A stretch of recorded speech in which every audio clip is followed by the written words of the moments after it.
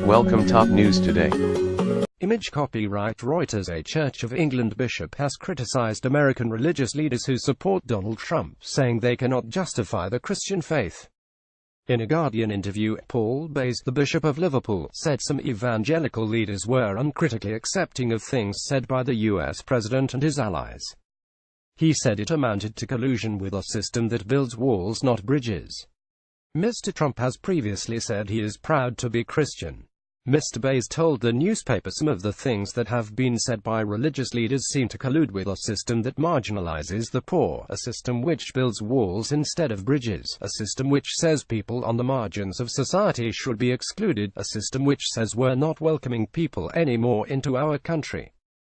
A travel ban currently bans nationals of Chad, Iran, Libya, Somalia, Syria and Yemen from entering the U.S. The president has also backed an immigration overhaul that would end diversity lottery visas and curb the number of refugees offered permanent residency in the U.S. And last month, a presidential order to cut funding from U.S. cities that refuse to cooperate with immigration officials and his administration's ban on transgender people from serving in the military were both blocked by judges.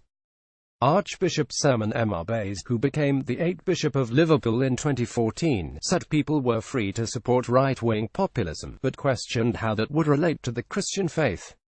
Whenever people say those kinds of things, they need to be able to justify that they're saying those things as Christians, and I do not believe it's justifiable, he said. But the bishop also stressed that not all evangelicals were Trump supporters. He was speaking to mark the launch of the Ozanne Foundation, a charity which is aimed at eliminating discrimination based on sexuality or gender.